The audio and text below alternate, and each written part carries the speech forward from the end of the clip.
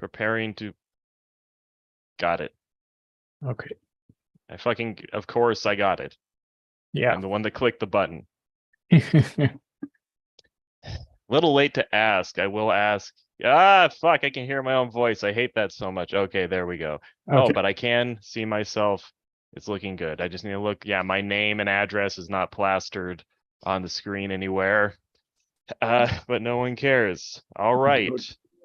I am here with Jaws, attempting a stream test too, and thought, you know what, let's talk about BoJack Horseman. A little late to this, but BoJack is eternal because it's the greatest show of all time, and I'm going to think about it forever. So, I watched it. I started watching it like 8 years ago, so I can talk about it like 2 years after it finishes. That's fine. I'll talk about it 3 years too. I'll just keep talking about it forever. Yeah. Jaws, you like BoJack Horseman too? Yes, I absolutely do. Like, how did you come to BoJack? How did you find BoJack?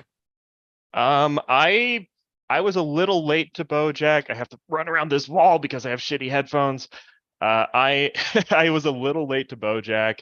I I heard about it and I just kind of ignored it. I think I was one of those people that, like a lot of people, I passed over the whole first season, and then I just gradually heard more and more people online being like, "Guys, you got to watch BoJack. BoJack's the best show ever." I know it started rough, but it got so much better by the end of season one. This show's going to be huge, and I think season two was out when I watched it, and I just kind of binged the whole thing in like 2 days because BoJack was just the greatest thing I'd ever fucking seen.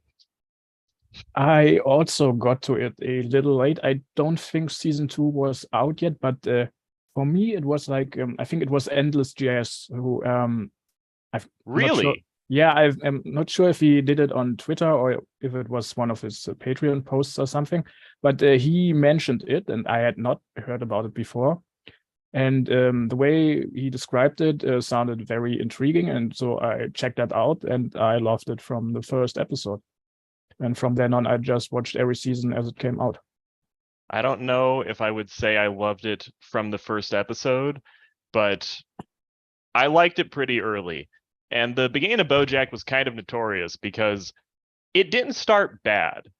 No, BoJack was never a bad show, yeah. but part of the issue with BoJack is the insane level of continuity is part of the appeal of the show. Yes, that's what I like about it the most. And in general, about any series, I love interconnectedness and continuity, and which mm, if you have cartoons, American cartoons like The Simpsons or something, those don't have this type of continuity, and BoJack does, and with an insane level of detail, which keeps getting brought up at any point in the series, and just gets more intricate as the series goes along, and that's fucking amazing about it.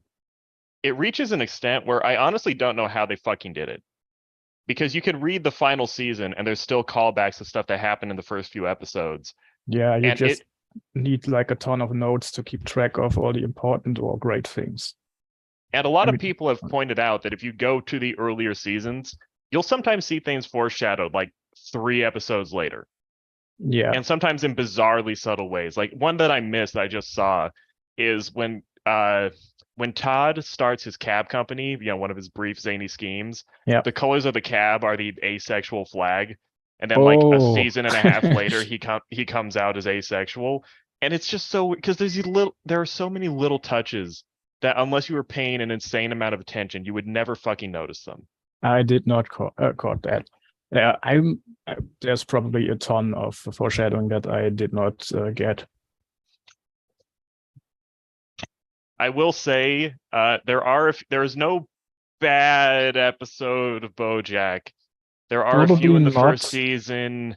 There are a few in the first season that they're not bad. They're just a significant absence of goodness in them, would be a Yeah, fair way to put it. It was I never have painful.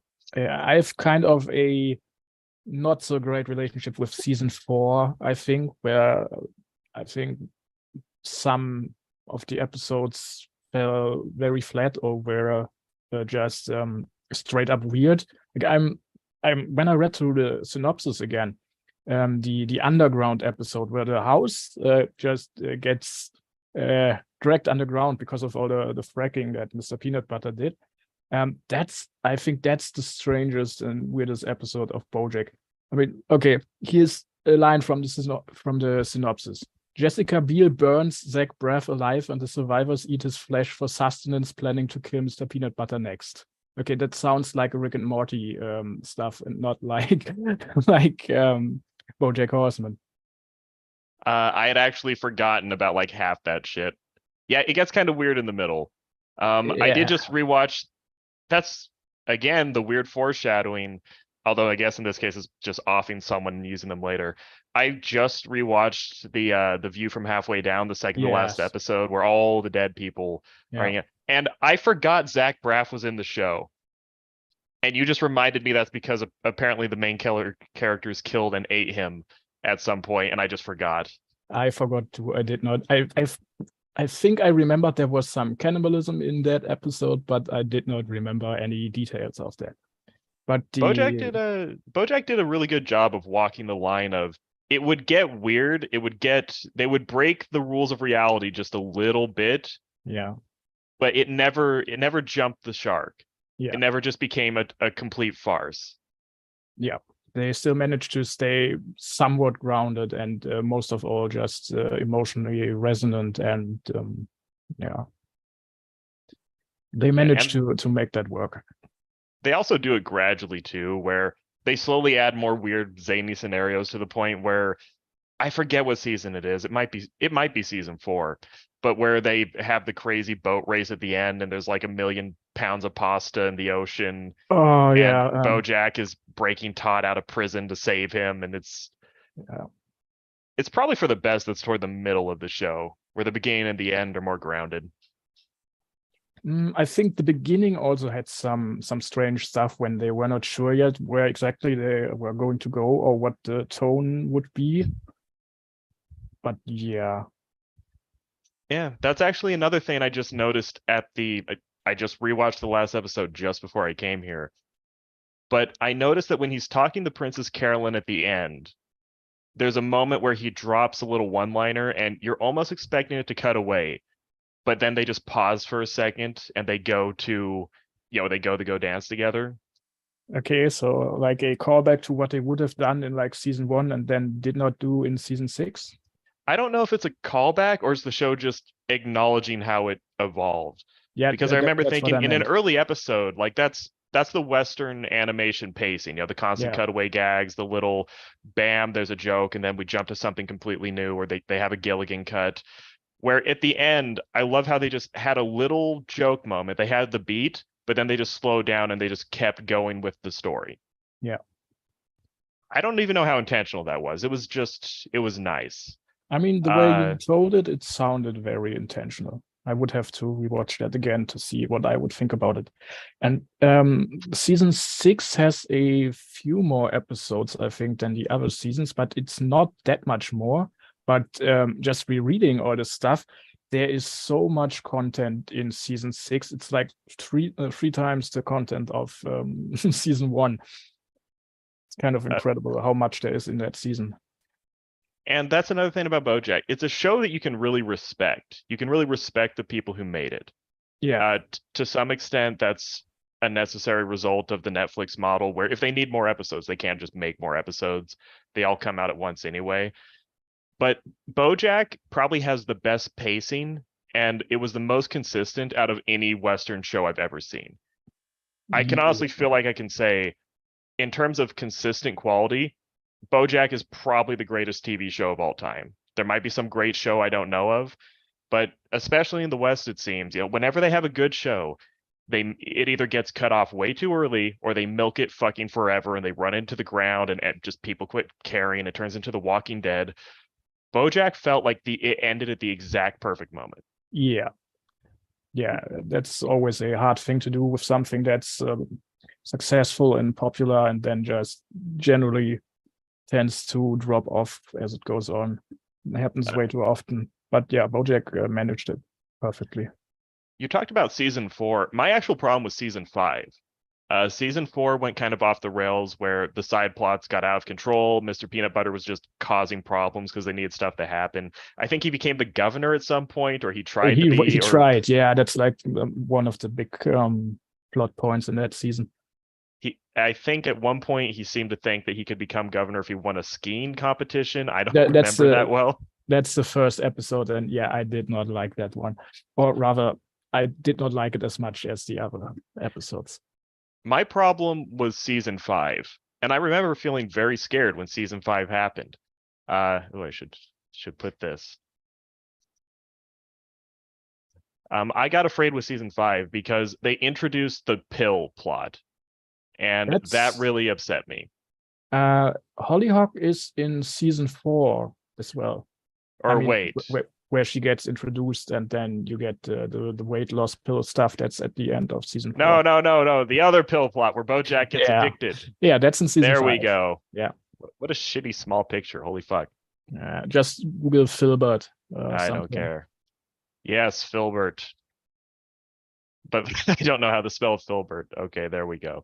Yeah, that was what upset me because, we have BoJack. BoJack has been an alcoholic probably since he was a teenager, at least since he was in his 20s.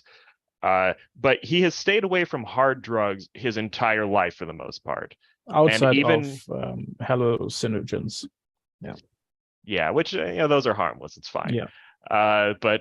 And even when he has Sarah Lynn, the final few episodes with Sarah Lynn, he tries to tell Sarah Lynn, liquor before beer, don't do heroin. Yeah.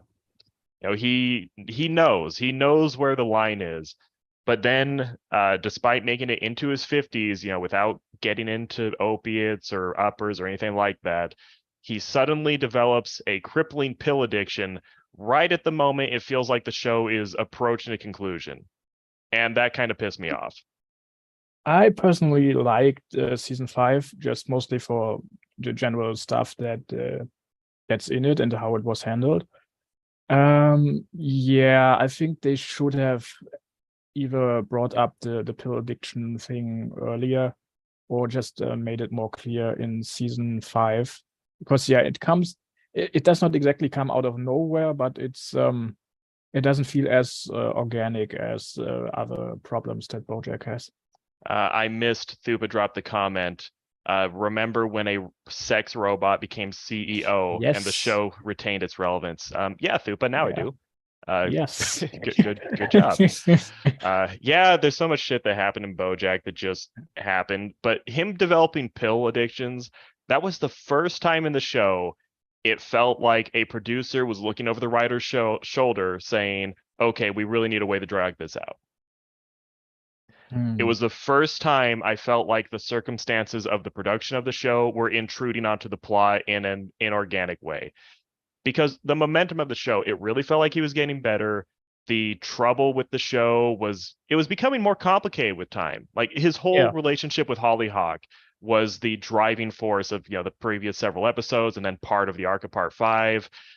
We've moved from BoJack just being a chaotic, drug-addicted horse who's just knocking shit over. And we've moved through him expanding his career, trying to get into more advanced, projects. He's trying to star in an artsy detective show. He's moved up in his life where he's dealing with a bigger scale of problems than he was at the beginning. And then all of a sudden, we're just coming in with the simplest, most obvious celebrity problem ever, being addicted to pills. And he just drops 5 levels out of nowhere. And it felt like, okay, we're going to just do this forever now. Yeah, but we got lucky that it didn't go that route. That's just that little escapade at the end of season 5. Okay, Thupa, who probably is taking his side because he's a zebra, as Thupa's probably in the show. I'm not seeing. Oh, he said, so. I feel like it came pretty organically. He was gargling pills the whole season. Yes, he was because they were legitimate pain pills. He had a real reason to have them. I'm not saying it's not a realistic thing to happen. I'm saying the focus it had in the show felt like it was screwing up the narrative thrust of it. Like him, struggling with pills or something. Even if the pills had been there as more like a side problem that just kind of slowly crops up, I would have been fine with that. But we have the whole buildup of his relationship with Hollyhock over the course of part 4, and it gets this like really sweet conclusion. And then Hollyhock shows up and finds his pills, and she's just like, I'm gonna go. The pills did not deserve to be as big a narrative beat as they did. I'm not saying it's not realistic that this would happen. I'm saying that as being the focus of the narrative, it felt like they're just dragging shit out. What I liked about season 5, or one of the things I liked about it was the depersonalization of BoJack, or where he slowly starts to lose his mind and confuse his own life with the Filbert character and the way that was handled. I like stuff like that, and I think they did a good job in doing that in season 5. That was fun. Whereas realities slowly merge and he doesn't know what's real anymore. And to be clear, I'm not saying part 5 was bad, but parts 2 through 4 were 9.5s or 10s. And then part 5, it was dropping to like an 8. And my immediate instinct was, part 6 is going to be a 7. And then the show's just going to suck for 20 years. That's what I assumed was going to happen. I actually respected the show so fucking much, where right where it felt like it was beginning to lose momentum, they come in with the final season, they put an incredible amount of work into it, they take extra episodes because they need them, and they give one of the best shows of all time, one of the best endings of all time. Yeah. And it was fucking perfect. As a holistic product, I don't think anything can really compare to BoJack. Like, what would you even compare it to? Like, what is the other candidate for a Western show that ran for 6 seasons and hardly has a crack in it? Apparently The Sopranos, but I've only seen the first season, and back then I was not really that into it. But I heard a lot of people complain about The Sopranos. Really? I mean, I haven't seen a single fucking episode, so I'm just talking out my ass. Thupa, I felt like they were a vehicle. The show was not so much about him being into pills as it was about his addictive personality and how it tends to send him spiraling out of control. Sure. Okay, fine, Thupa. You want to be in the call? No, it's probably late for Thupa. Yeah, okay, Thupa, that's a good point. You make a good point. Yeah, I felt like the show was beginning to reuse beats because BoJack's addiction has been a problem before. I get that it's becoming kind of the focus, but after all the shit he went through with his mother in season 4, yeah, just dropping to, and he's addicted to pills, it just felt like a big step back. And I'm glad that they dealt with it relatively early on in the final season. They just kind of moved out of it. In terms of talking about BoJack, Jaws, what's your favorite episode of BoJack? My favorite episode, I think I had a little bit of trouble in like ordering the seasons and stuff like this in my head, ranking them. I have a very strong like for episode 11 of the first season, Downer Ending. I'm not sure if it is my favorite episode, but it's definitely in the top 3, I would say. But the view from halfway down might be another one that's top 1, and the Free Churro episode is also up there. I just watched Free Churro 2. I don't know if. Okay, Thupa, I'm not reading that. I don't know if I love Free Churro as much as I did because I just rewatched it. It was still good, but it felt more like it has really good moments. Not it's my favorite episode. I will say it's still one of the better ones, but in the context of BoJack, that means like top 10. Yeah, I mean, because BoJack has more great episodes than most shows have any episodes. Yes. What kind of elevates the Free Churro episode is just that it's just him monologuing for the entire episode, and it's not boring. It's great. The entire thing. That's like it works with a handicap, and then it ends up being better than most other stuff. I gotta say, I generally do like bottle episodes. I do like episodes where they're a weirdly limited set, and they just have the person stand there. I think it was Orson Welles, or no, yeah, it was Orson Welles. He had a great quote saying, anyone can put together a movie with a razor blade and a pile of extra footage, but long, deep cuts are what separates the men from the boys, or something like that. And that always stuck with me because you don't see that a lot in movies, just a very long shot of Yeah, someone not talking. I know anymore, I know sadly. it's animated, so it kind of defeats the point. Yeah, But but it emulates. I almost said proper filmmaking. That would be kind of dismissive.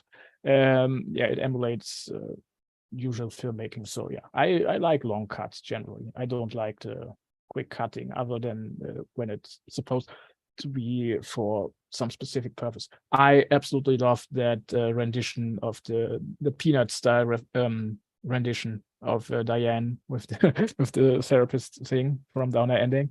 It's just so great. and Thupa said he loves free churro, which I know you do. Yeah. It is a good episode. It's really brave that they did it, if nothing else. I will say about free churro, not all the jokes, not all the moments land. I think free churro, part of what makes it so great is just the punchline One where is he the opens the punchline. cat where Yeah. he opens at the end of the episode where he opens the casket and realizes he's been giving his crazy speech to the wrong family. Yeah, one is the punchline, and the other one, which I think I like more, is the ICU revelation, the gut punch that's in that. Yeah. That just Some people fucking just won't let hurts. you have anything. Yeah, it's so fucked up. To the grave, they're fucking with you, like to the very last moment. Even after they are dead. Yeah. Oh fuck. The BoJack's mother is one of the best characters. I mean, yes, but she's also a handful. No, she's a horrible, horrible, horrible person. But we Like see she's irredeemable. but we see parts of why she became that person. Yeah. I just rewatched what one of the best episodes is the old Sugarman place where BoJack is fixing up Yeah, the the old fixing house. and you see the memories of his dead mother. And one of the moments there are not many moments in BoJack where you see BoJack do something that actually gives you a sense he is getting better or he can be redeemed.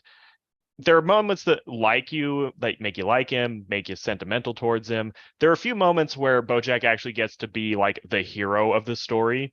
Yeah. One of them is when he shows up with the wrecking ball and he just trashes the old house that he just fixed up. And the old Southern Fly dude who helped him do it is just staring in horror as he destroys everything they worked for a year. And BoJack just basically says, "You can't live in the past, man. Get over it," and just goes Yeah. away. I'm not sure if I like season 2 in generally the most, but I mean, it's kind of the season where BoJack tries to really get better, in as far as I remember. And there's the jogging guy, which shows up at certain times, and I think it's at the very end where he says to BoJack, "It gets easier if you if you just do it, or you have Yes, to do it every day or something." yes. Every day it gets easier, but you have to do it every day. That's the hard part.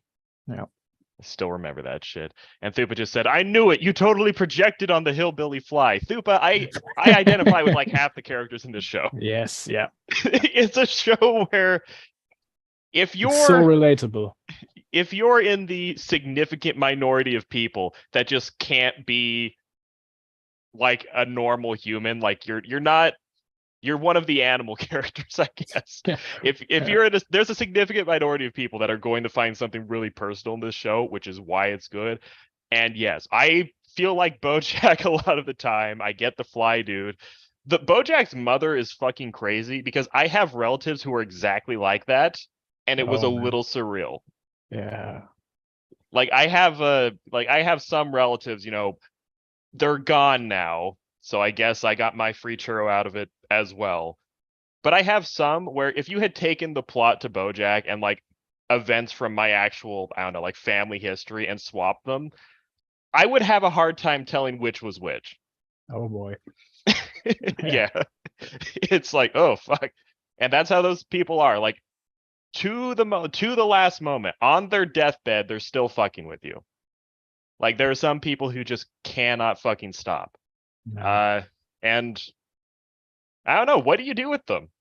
I get the free churro episode because like the person dies and you stand around, you're like, I don't even know what the fuck to do with this person. It's like I love them. I did love them, I guess. But Like, what do you even say? Because there are no words you can say that are going to actually make the situation better. Yeah, probably don't say anything at all.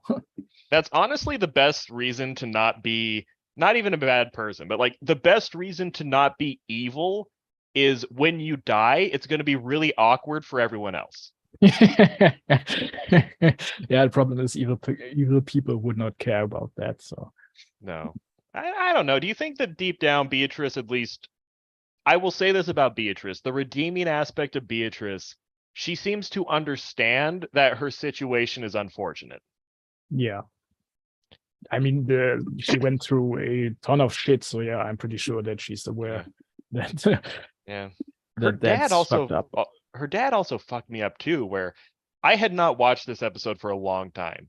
I watched the old Sugarman Place just a few months ago because I was just nostalgic and going back for some BoJack. I had forgotten how bad her dad was in the actual dementia episode. Oh boy, yeah. And I was reading about BoJack, preparing for this and seeing people talk about how much they hated the dad. And I was like, I don't remember the dad being like that bad. Like it was fucked up, but like it wasn't that bad, right? Then I watched Time Zero. I was like, holy shit, he was fucking horrible. I forgot. Yeah. He just, his wife was really doing the heavy lifting in that happy family relationship they had for a little while. Yeah. Thupa, my will expressly states, bury me in a Ronald McDonald hair wig with the biggest red nose you can find. Well, Thupa, that'll probably happen. I was specifically talking about evil people. People will mourn Thupa when he's gone. Yeah. I know a few of them. I assume there are some in his actual country as well. There are some people who are just like not mourned when they die. Everyone else is just like, they don't even want to think about it. I think Escape from LA is also very much up there in my favorite episodes. Yeah. That might actually be my favorite one. I'm not sure. It was a daring episode. I mean, they really fucking went for it. Like they knew they were taking. That's another thing about BoJack. I love shows that take risks. BoJack took some real fucking risks. Yeah. I hope this doesn't bring up the action movie. God damn it.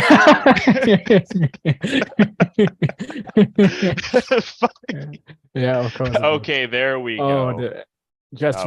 When you get towed down back through to LA on the ship, it's such a cool scene. But yeah, that's not the point of the episode. Yeah.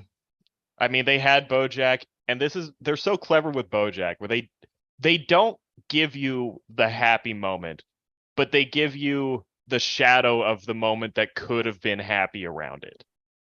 Yeah, but doesn't that make it even more painful? Yep. Yeah. That's the point of art, to hurt people. Where you see BoJack try to be good, but then, Charlotte rejects him, and he is not strong enough to actually be good in the face of serious suffering. It's when the whole thing falls apart, he's like, nah, fuck it, I'll just be a piece of shit. I actually, as far as I remember, I don't think he is even that much of a piece of shit in that episode, Well, for the most part, and that's part of the weirdness of Escape for LA. When it happens, it's a little ambiguous what's happening. Yeah. Then much later, he just screams at the crowd in the Alcoholics Anonymous meeting that, yeah, I was going to have sex with that teenager. Yeah, okay, I forgot that. Because in the moment, you don't totally know. It's like, was she just coming on to him, but he was maybe trying to weasel out of it? And, you don't get the chance to really see. I mean, it definitely fucking looks bad, but no, yeah. What the fuck do you do? In what season was the Alcoholics Anonymous scene? Oh, season 3? It was right before Sarah Lynn died. Okay, so season 3, okay. Because that's what they were doing. They were trying to go on some crazy redemption quest. Yeah. The point of art is hurt people. I'm stealing that to justify my post. You're welcome, Thupa. Yeah, which I could also talk about Sarah Lynn for a while, because that was another thing that really threw me. Yeah, alcohol. I'm gonna put AA meeting. Yeah, I'm just doing Google searches. That's nice visual content. No, not that one. There we go. Yeah, Sarah Lynn's standing there just gawking at him as he yells about how he made some mistakes in the past. I'm just laughing at the bird joke that's in this picture. I don't know what they are called. These birds that these wooden birds that have like a weight on one end, and you just tip it, and then it tips its head. And the bird on the left on the picture, that's one of those. I have no idea what they're called. I mean, everyone knows what they are, but I don't know what they're called. Yeah. Yeah. The whole lead up to Sarah Lynn dying was fucked up. Sarah Lynn actually messed with me because She's my a great first time watching character. the show, yeah, she is. She's probably one of the most sympathetic characters too. Yeah, yeah. I mean, in The View from Halfway Down, she's basically screaming like, "I did less fucked up shit than anyone here, and I had the worst life." It's like, yeah, that's how it works. I wanted to be an architect, is what she said, Yeah. if I remember. Yeah, I remember when she goes into the void and the void says, "There is no justice, only me." That was such a good line. That was a Terry Pratchett reference. Okay, because I was wondering, did that happen? No, it I'm didn't just happen. not remembering that. That's what Death says in Terry Pratchett. There is no Yeah. justice, only me. Yeah, I was messed up because with Sarah Lynn, I remembered her dying much earlier than she did. Okay. I thought she died in like the end of season 2, like not much, because she only comes in partway through season 1, and I remembered her not being there for that long, really. Then I realized, no, she dies in the second to last episode of season 3, so she died at the almost exact midpoint of the show. Yeah. Like, she was around for a while. Yeah, she does not have that many episodes in which she's featured, but yeah. Yeah, it's sad. Kind of sad, but yeah, they do a great job with the amount of episode and content that she's present for. I don't even know what you say about Sarah Lynn because it's just an unfortunate life. Yeah. It's just a horrible, horrible situation. Yeah, it happens to many people in real life. Exactly this. You know, it was actually one tidbit about Sarah Lynn that I do like is, you know, Bob Saget, the guy who played the character that BoJack is based on. I did not know that even. Oh God, well, in Full House, the main character is played by Bob Saget, who Okay. the Horse and Around show is obviously a parody of Full House or playing to that. In real life, Bob Saget was actually known for being like very protective of the Olsen twins, like on the show. Like I used to love an old radio show that was known for being very, very harsh, and they actually had a time where like they brought Bob Saget on for a thing, and they were like talking shit, and like Bob Saget was like getting mad at them, and they're like, "Oh fuck, okay, we learned a lesson. Don't joke about the Olsen twins with Bob Saget." He was actually known for being a pretty like nice parental figure on set with the child actors. Then the character who's based on him is like the exact opposite of that. Yeah, I mean, it makes for a better show. Yeah, it does. You know, reality is harsh. That's the most fucked up thing about BoJack. BoJack is about how life is worse than TV, but then BoJack is like worse than life. Is it? I think I'm pretty sure that stuff that like things that happen in BoJack happens every day. So I guess it's equally as painful and bad. Well, and it's an elevated it's an elevated version of life too. You know, BoJack's an interesting main character. Yeah. Yeah. BoJack's an interesting main character because he has such a broad perspective on what the world is. Is it actually broad? I mean, he most of the time he seems pretty narrow. It's just that he gets confronted with a lot of different things from different perspectives and different people. I will tragically say that I started watching BoJack at a much different time in my life when I was getting really, really, really into, you know, pop cultural analysis videos on YouTube. And I was very sad and depressed, and I was drinking heavily. And, you know, my life was really not together. And because of that, I unfortunately was watching Wisecrack at the time. Mm-hmm. And they actually did a BoJack video, and they made the comparison of, you know, they compared BoJack to Pascal, talking about how, you know, a king would not be happy if he pondered the feebleness of his moral condition.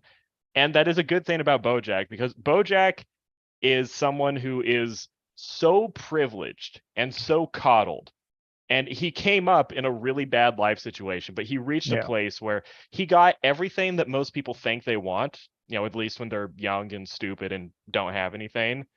And he's so fucking unhappy. Yeah.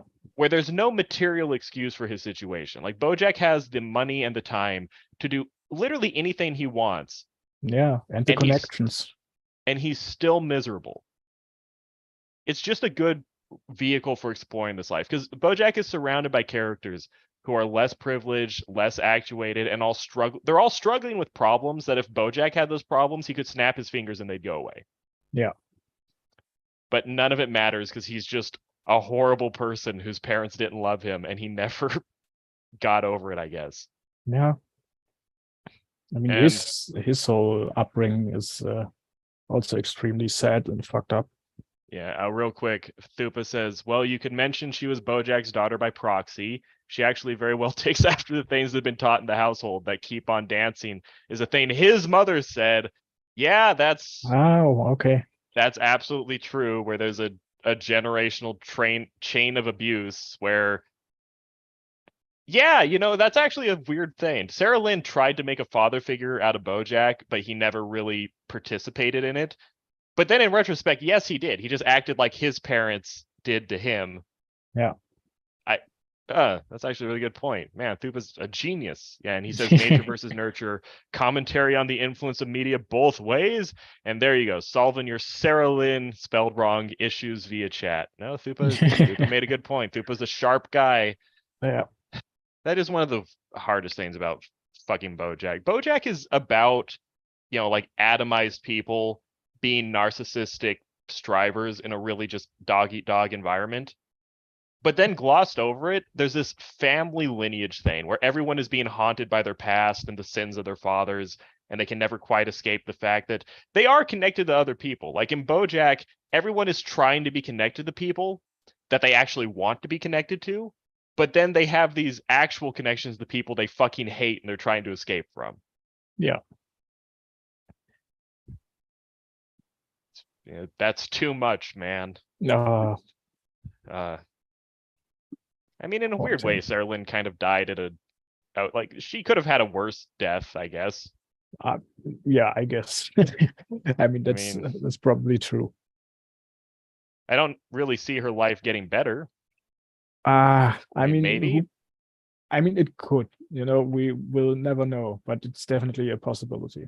It would have been a possibility if it would happen or not. Who knows?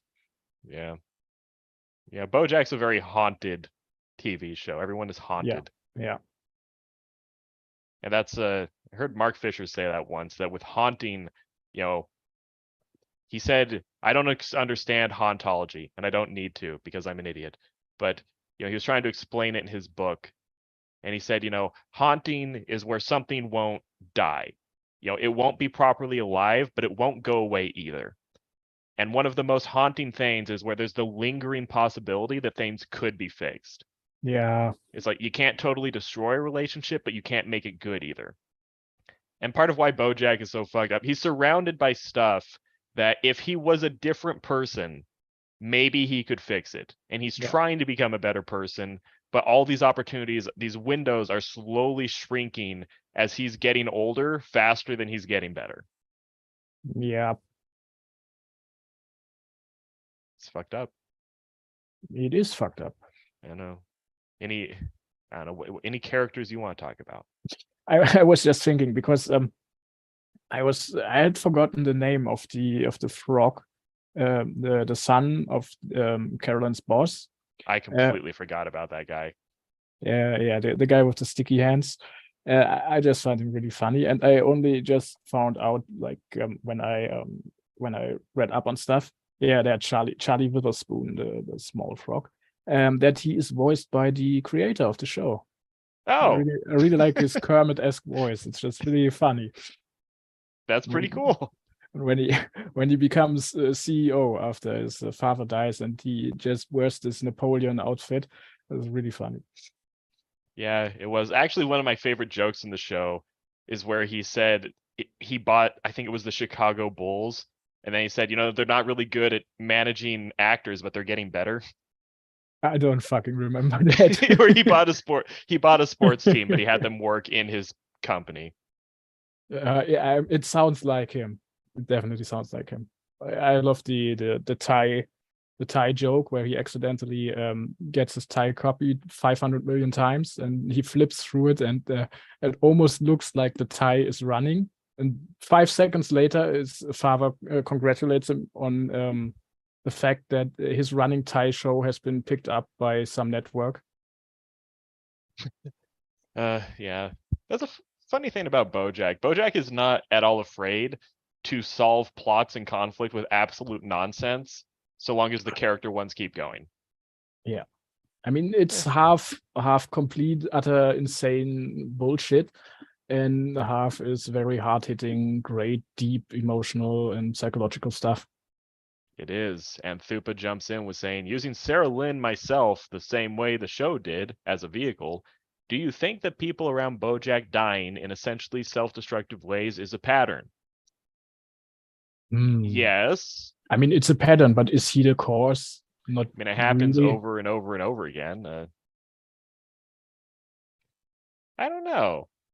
I mean, it definitely is a pattern, but it would be to be determined if he's the cause of all that, or a significant cause in all of that. I don't know. It is a weird thing too. Rewatching the Beatrice episodes makes me think about this. The show really doesn't have a consistent position on how much of BoJack's situation is because he comes from a really fucked up family, and how much of it is inherent. Because the show beats him over and over and over again with saying, you don't get to excuse yourself. They even have Todd do it. They have Todd give a weird long speech where he says, you are all the things that are wrong with you, not your family. Yeah, it would be too easy if the show did something like saying that, oh, it was your upbringing, or it's you. I like that they never take a stance on this and just have it both ways. And true to the show, later we learned that Todd has major parent issues. So maybe he was just projecting. Maybe he was. Yeah. I mean, I guess Todd is actually a pretty good person, but he's a failure by the standards of, most people. Yeah. I wonder if Judah is the only character in the show who is portrayed 100% perfect, basically. I wonder if there's anyone else who is shown in such a positive light. I mean, I have no idea. I don't even see Judah as perfect just because he's annoying. Being perfect is a flaw. In BoJack, maybe, but it makes you annoying. Actual perfect people give you a character flaw to latch onto, so you don't feel weird around them. If they're okay, yeah, that would be one step further. I was just reminded of Hanekawa in Monogatari, which exactly that problem is mentioned as well. Yeah, like an actual perfect person, when they were going into a room, they would spill some mustard on their shirt so that you would laugh at the mustard and wouldn't notice how they're perfect in every other way. Yeah, okay, but that's the insane level perfection, where you have the tiny smidge of imperfection to make it even more perfect. That's yeah. Oh, I'm sorry. Thupa said they do take a stance, though. I sure hope he follows that up with another comment. He will. He will. Yep. BoJack's father is a dick. Oh yes, yeah, he is. I mean, if he would rank the worst people on BoJack, he's definitely up there. I mean, who would he even be competing with? His mother, BoJack's mother, but he's worse than her. Yeah, because at least with Beatrice, you can understand that she dealt with a lot of stuff. His father was just an arrogant shithead. Or his father was just an arrogant shithead. I think he had like one little piece of information that kind of humanized him, but I forgot what it was. I think the only thing you can really respect about him is he's at least hesitant to. He at least is willing to work and try to take care of his family and be at least productive member of society. I think that's all you can really say about him. I think it was that he grew up poor or something. Yeah, sure, but he has like a car or a motorcycle. He wears clothes. He has an apartment. He can't be that bad. Like, he's as poor as I am now. I don't know if that excuses me like horribly abusing a child for 20 years.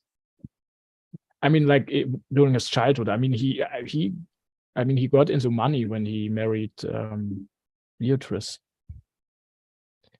Yeah, if I Jaws. remember that correctly. Thupa says Jaws doesn't doubt me for a second that I would be gracious enough to share my objectively correct opinions. I did not say it's going to be objectively correct. I only said that you would follow up with your statement. Yes, you did. I control the screen, so I would do. Oh, here I'm going to type this in. Jaws said Thupa was right, and we'll just say, "Holy shit!" Damn it! This is what you brought, Jaws. Yeah, jump scare. Yeah. I love this picture.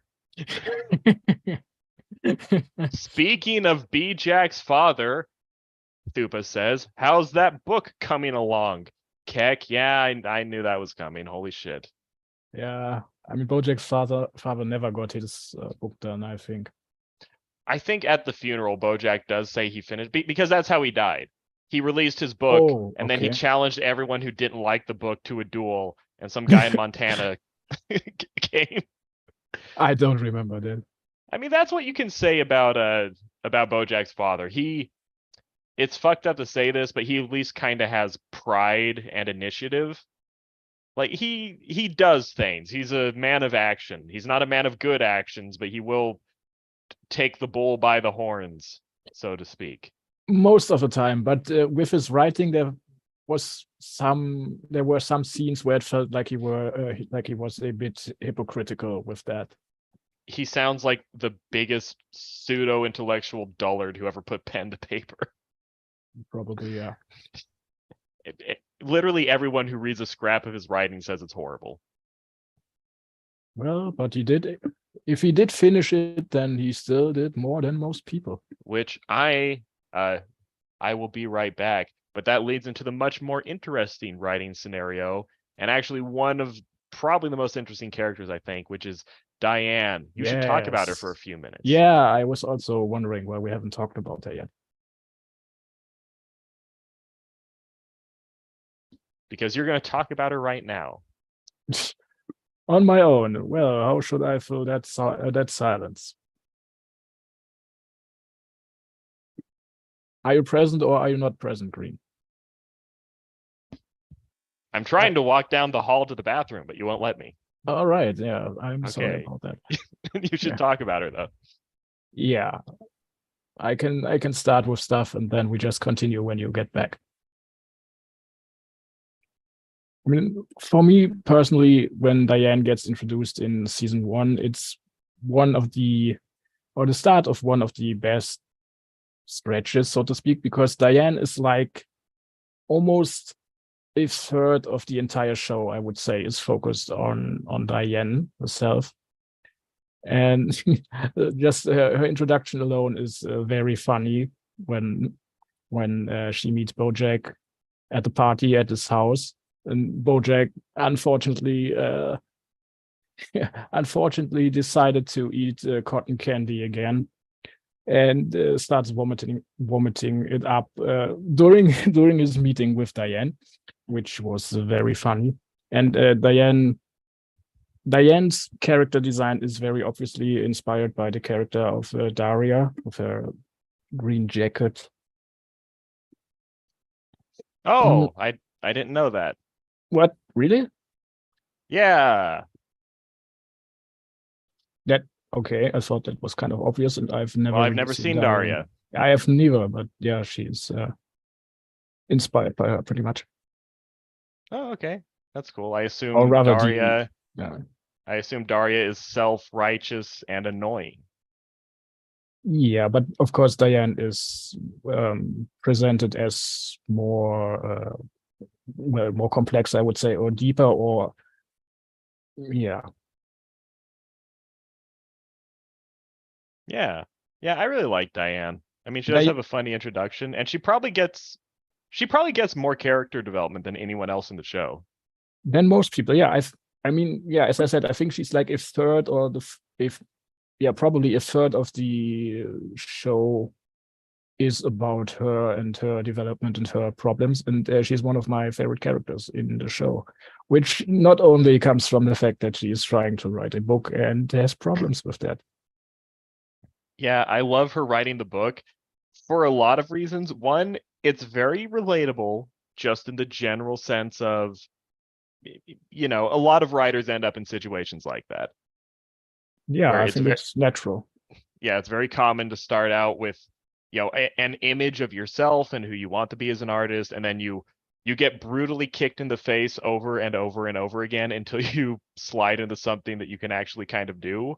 And then you Yeah. look at it and you go like, oh, this is a lot more normal than I thought it was. It's like, yeah, that's how it Yep. goes. Not everyone's Shakespeare. Yeah, it just fucking reminds me of my latest failure. Latest failure? You failed? Well, okay, having put the historical novel on ice for who knows how many years. So Okay. I mean, I don't see that as a failure necessarily. a temporary stop in progress on that front. Oh, Thupa says, if I can't convert this damage into a body of work, then it's just damage, right? Yeah, And instead of good damage. yeah, holy shit. Diane's arc, I almost don't even love Diane that much as a person, but as a character, I kind of get her because I have done so much of the same shit she does. Yeah. Like and I do appreciate Diane I think she's almost the most dangerous character of the show from, a story perspective. In what sense? Like danger to what? Because she has huge potential to at least be perceived as a surrogate for the writers. As a voice piece. Okay. She is a writer and a creative person in universe. There's just a lot of danger of, the biases and the annoying personality quirks of the people who make the show to come out in her, or at least be perceived that. And I say that as someone that, suspected her of that at multiple points. Never like the felt whole like that to me. Yeah, and I'll give them credit. Diane, her personality flaws, she gets stomped pretty often. Yes. Like most of the characters in BoJack, but yeah, she's not spared. I really do like the point. I really do like the part where she's trying to write her memoir. She's trying to write her pretentious series of essays, Yeah. talking about her background and how she rose up in the world where she's this heroic force of, vision and high-mindedness, rising above the shitty family she came from. And she's trying to think of something her dad did that was actually abusive, and she can't think of it. Yeah. Where there's this moment where she's confronted with, yeah, your dad was kind of an asshole, but that doesn't mean you were like abused or something in a way that's like vital for the story. It's just sometimes people don't like each other. Sometimes parents and kids just don't get along because they're fundamentally different people. It's like your dad was kind of an asshole, but he wasn't like a villain. He wasn't a monster. He wasn't BoJack's parents. He was that's the great part too. She does the book on BoJack, learns all the stuff about how horrible his life was. Then she tries to write a book about how horrible her life was, and she realizes, maybe it really wasn't that bad. Yeah. And then she starts writing the detective story. She starts writing the detective story. She writes a high concept, goofy genre fiction detective story because her pretentious, spiritually uplifting memoirs crash and burn because she realizes she's fucking boring. God, I'm so glad I can't relate to that. Just at times when the show slips into this different animation style, which it does for the Diane tries to write her memoir thing, and she makes all the notes, and of course the note that is most fitting for any writer to latch onto is the "fix this later" note. Fix this later. Yeah. That's so real. You got to put it in brackets though. Something cool happens, then you jump to the next scene. Yeah, but that's the step you have to arrive at first, like the fact that you can just do that. Yeah. I really do like her. I really do like her arc of her being a writer, because she's tried so long and she's been kind of full of shit. Diane Stain is just, she's not humble. Like, she's fake I mean, humble. she's a hypocrite. She is. But And I like characters like that. They are very interesting to watch. And she's just like BoJack, as they acknowledge towards the end. Like, part of the reason that they're not part of the reason they just can't be together long term is they're like a mirror. She's just the female version of him. Yeah, I also think they have like a really good sort of chemistry together. I don't mean like romantically, but just in terms of their relationship in the story and what it does for it. It's just great. That's just something how that they play happens. off each other. Sorry. That's just something that happens in relationships, and BoJack does a great job of putting it, where there are some people that they're in your lives for a while, and they're so intertwined with your narrative that even if you hate them by the end, you can't understand your own life without looking back at them. Yeah. Where their relationship, it's amazing that they never really lean into the romantic attraction between them, because that's one of the really great things that they did, that it's so little and subtle. Jesus, can't speak. That they don't lean into it, because most other shows would just have done that, and that would have made the show worse. John said, Thupa says, thanks for pointing out that, thanks for connecting yourself to the book issues without me making fun of you and connecting it that way. And, he said Keck. And John said, you mean like Thupa is for you? Yeah, I mean, kind of. I mean, I've had that thought several times with like some of my online contacts, where you really can't explain me without bringing them up at some point, because it would be hard to even explain the chain of cause and effect. It's a weird thing. John, you should be on the podcast. Yeah, he really should. I don't think he knows BoJack, but okay, yes, I was about to ask. Yeah. No, I mean, as far as I know, John doesn't have anything to do with BoJack, or I probably would have. But we're doing this. Yeah, Diane, her relationship with BoJack, it has the structure of a tragic romance without sex ever being a serious threat in any way. Yeah, there are like one or two scenes maybe where it could have been, but it isn't. Yeah, it's almost, you could call it a romantic friendship. Yeah. Where the level of emotional commitment between them, and the level of intimacy and the significance they have to each other, it rises to the level of being a serious relationship. It just stays platonic the entire time somehow, where they almost have the emotional beats of a love triangle without ever, I don't know, filling it in, however you say it. Yeah. And that's what I like about BoJack too. BoJack is like a Greek hero in an ancient epic. Yeah, I mean, his story and the story of most of the characters in BoJack does seem like it's taken from Greek tragedy, or at least, I mean, probably all tragedy is inspired by the old Greek tragedies. Yeah, he's just a mighty person. He's not necessarily a good person or an effective person, but he's a big person. BoJack is a giant in the earth, where you can interact with BoJack, and because he's such a strong personality and so wealthy and powerful and connected and so driven, just little movements that BoJack does almost without thinking, they can change the course of your entire life. Yeah, and they do in the story. Like, there are whole characters who basically change careers because BoJack was just having a bad day that day.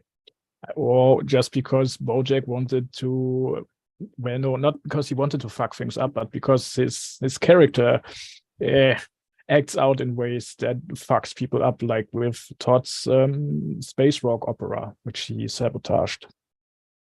Which was one of the weirdest. That was fucked up. And that was one of the few moments. Yeah, and that was one of the few moments where BoJack is just purely malicious. Yeah, he's a villain in that part. Most of the time, BoJack's mistakes are him having a lack of self-control. The Todd one is the one point where it's a plan. Like, he's a Machiavellian schemer trying to destroy his friend. And the thing is, in season 6, when he writes down everything he has done wrong, or rather to the people he's done wrong, he still forgets he still forgets about it, and Todd is the one who writes it on the blackboard. I love that. I love the crazy board. Oh, I have the computer open. I can look it up. Wait. But BoJack mistake board. Yeah. Yeah. And there's stuff on the other side, so both sides of the board are written on. Oh my. Oh, I forgot Yeah, about yeah. that. The one in the top left is the one with Todd's stuff on it. The red writing on the bottom. Slept with Emily, destroyed my red, left me in prison. Yeah. BoJack is, for me, it was Tuesday the person. Yes. There are whole moments that in other people would have been like a core memory. He forgets them constantly, and he's just being reminded by people. Like BoJack is in such a weird. Yeah, Ruin the Wizard took muffins from the Navy SEAL. It's like episode 3. So Hollywood-y. Yeah. Oh yeah, he changed the entire name of the city he lives in just through a flippant act of romantic silliness. I think that was actually I mean, it was a pretty romantic gesture, but yeah, it was the BoJack way of doing things like that.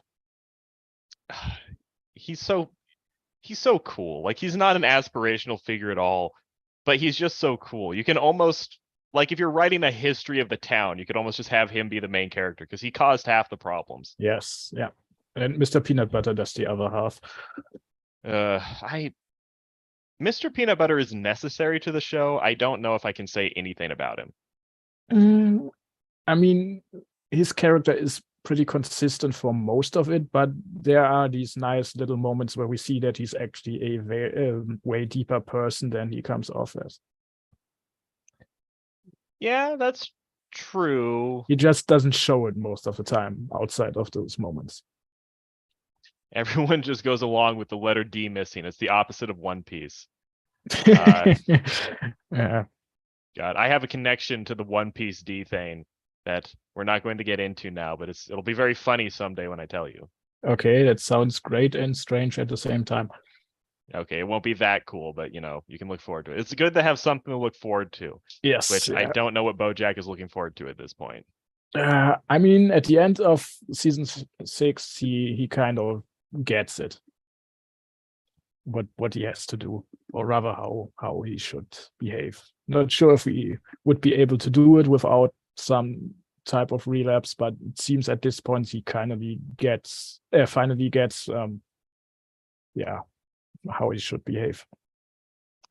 BoJack, one of the best things about it, they managed to give him the feeling of an arc while having it be so subtle and so gradual and so believable.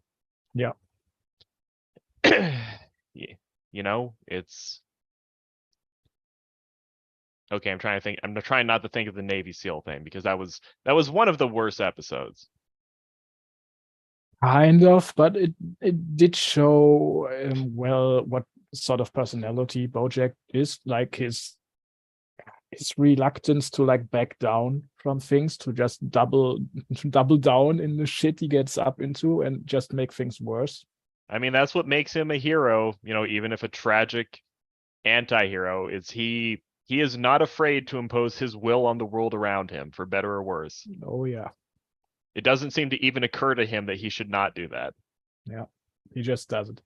I mean, the same thing with the interview where he nails the first interview, which was kind of set up to be easy for him, and then he becomes so confident that he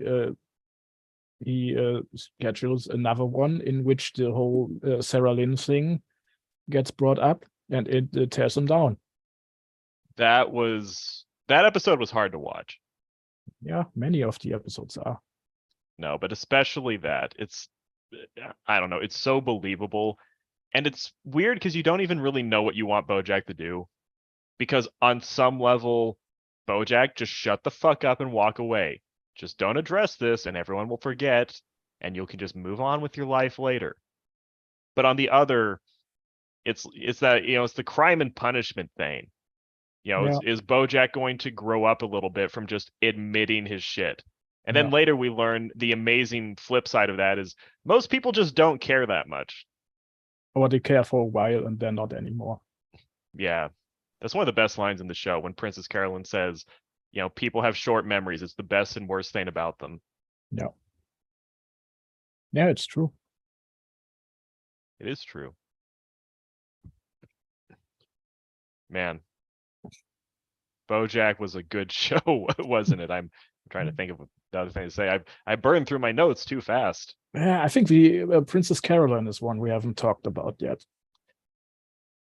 Princess Carolyn is kind of like Mr. Peanut Butter to me. She's Really? a really good character. I don't know what I have to say about her though. I mean, she also has like a rather fucked up life throughout, yeah, her whole life story. Yeah. And she struggles just like the rest. And it's kind of similar with the Mr. Peanut Butter situation, that she kind of projects like this chipper attitude most of the time. But I mean, obviously her life is way worse than Mr. Peanut Butter's. And you see moments where she just gets torn down completely with the Roofy episodes and all that shit. That's a hard-hitting episode. Yeah. It's I'm not usually one to take this angle, but it was pretty brave of them to lean so hard into the miscarriage thing. Yeah. Because miscarriage is this weird counterpart to abortion where it's a woman problem that a lot of women have, you know, a lot of very bad feelings and memories about, but it's just not talked about. Where it used to be that abortion was something that you just like never spoke about. Like sometimes it happens, but you don't ever bring it up. You know, then, you know, abortion became more and more normalized where it's still definitely stigmatized, but, you know, people do talk about it. Miscarriages are still kind of in that area where like just no one wants to fucking talk about it. Yeah, strange. And there's a lot of women that have a lot of problems with it. And it's apparently Princess Carolyn's like the core frustration of her life is that she has so much issues having kids. Yeah. Well, I mean, it's good that she got something. You know, she finally adopted a little porcupine. It's actually probably for the best she didn't have to give birth to that. Yeah. Yeah, that hurt. I also read that the voice actress for her did not like having to do all the tongue twisters and and the producers and writers and whatever, they just doubled down and just gave her ever harder ones because they thought it was funny. She does such a great job with them. I love the tongue twisters in the show. They're so unnecessary but so great. I like how the show developed little gimmicks and calling cards that it didn't annoy you with them, but they just kind of slowly cropped up over time. Yeah, like every time we have a flashback scene and we get songs on the radios and billboards that very, very funnily clue us into which decade we are just have been transported, which is the running gag that they do all the time, and I also find very fun. The funniest thing is when I think it's Todd goes back to the 2000s, which might have less personality than any decade in the history of America. I don't remember that. And it's just stupid, corny bullshit, like people spinning signs and like having obnoxious cell phones and wearing stupid colored pants. Oh my God. Thupa said, oh, another fun one is how they had the word fuck once every season. Only once? Wait, I think so. God damn it. I think it feels like it comes up every episode. Maybe I just made that up. And Thupa said keck. Why is Thupa kecking all the time now? He doesn't do that in conversation. He doesn't just say keck. He must be part of the horde, otherwise he would not use that. He said, what if BoJack, like every multifaceted character that evolves, is essentially a boat of Theseus, where every part is eventually replaced and it has no essential characteristics? Okay, I just had a massive brain fart, and I did not understand Theseus, but thesis. Oh, did I say it wrong? No, you said it right. I just misheard it. Okay. But that just painted a whole different picture in my head. A floating boat of shit. Oh, okay. Oh, that's we're just gonna ignore that. Yeah, but I don't know. Thupa said, oh, what if he's the boat of Theseus where all his parts are replaced? But sure. But he's so hung up about the past that I mean, I don't know how it is at the end of season 6, like how detached he has managed to become from his past and from his upbringing. But before that, he definitely still is, as you said, haunted by all that shit. Like he did not get away from that. Yeah, he really didn't, did he? I mean, maybe he did by the end of season 6, but since we only get this very short scene of him at the very end, where we get to see a little bit of his mental progress, we will never know. We won't. But in terms of identity, you know what? You know what I tend to think of as identity? What you think of as identity? I tend to think that when the point when you really become a different person is when you want something else. No, I wouldn't say it's when you want something else, because you can want something and still never go after it. It's very strange, but that can be a case. So you don't That's so you don't actually change. It's just that something comes through the forefront that might occupy your mind, but you can still decide or end up not going after that. maybe. I guess that's true. Or that's a perspective at least. But I don't know. I'm just explaining, what I tend to think of things. I don't even know if it's right. But I think when you look at people like BoJack, because BoJack dives into, it's really hard for people to change. It's especially really hard for them to change ingrained behaviors, and it might even be impossible. Like BoJack having an Yeah, addictive personality or having moments of impulsiveness, that is almost certainly like, wired into his biology on some level. Like he probably just has like a sensitivity to dopamine or something like that, and that's what makes him do that, or at least that's part of it. I probably, yeah. even people who change a lot over time, like people who are extroverted tend to stay extroverted. People who are, timid tend to stay timid. There are tendencies that go, but we'll change identity and stuff. I will say, people might not agree with me, but I think that at least a aspect of how you know who someone is, because identity is like kind of made up. Kind Whenever of, you get yeah. into like religion and stuff, it's like, oh, identity is just like, it's like peeling an onion and then you eventually there's nothing left. You just have a pile of pieces of onion. Like you keep diving deeper and deeper and deeper, and eventually you find there really are no essential characteristics. It's just stuff. There's just a bunch of stuff that happens to be in the same place. I mean, But this gets into the realm of theology and stuff like that, mixed with philosophy. I guess there are multiple perspectives on this. yeah, there are. And the real answer is probably something I don't even know what it is. It's probably like there's a giant triangle that like moves you around or something. I don't know what the fuck's going on. But in terms of human beings, I think you construct your sense of identity like based off of goals. You're trying to avoid pain, or you're trying to get money, or you're trying to pursue pleasure, or you're trying to develop a relationship. And where like your sense of yourself as like a manipulable object that can be moved around and put towards goals, how you construe yourself will to a large extent be like, what are you trying to do? Like, what do you see as like the purpose of life? Like, what are you going for? And one thing that, at least because it plays towards my, perceptions, I like BoJack because his development, like so many of his behaviors are still a problem throughout the show. Yeah. Like he drinks, even when he eventually quits drinking for a while, he's still impulsive, he still does zany schemes. The stuff that normal people do when they're drunk, BoJack does that stuff sober. He just does it way worse when he's drunk. Yes. Oh man, his benders, every time they show up, it's just a disaster. Wait, who shows up? His Oh, the benders, yeah, Benders. Oh, I yeah. thought you said like his band members. Like BoJack was Oh, in a okay. band? Yeah, that would have been even weirder.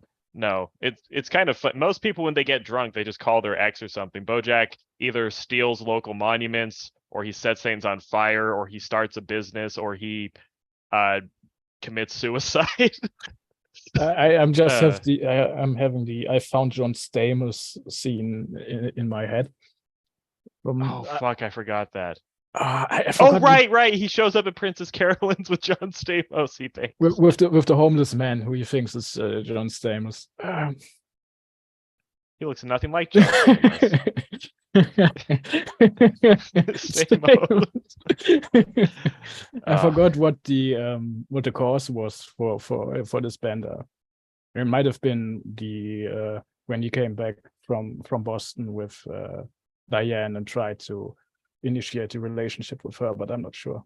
I did not realize that he was visually inspired by John Stamos to some degree. Neither did I, but yeah, okay.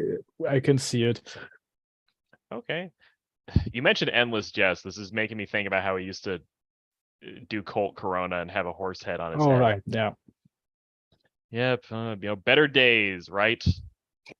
Better days. I mean, depends on the perspective. For me, it weren't better days. Oh, probably weren't better days for Jess too. A lot of those videos he just complained about how much his life sucked. Yeah. Yeah. Fuck, man. But it doesn't have to be about that. Colt Corona was cool though when he used to show up. He would just like scream insanely. Yeah. I don't care.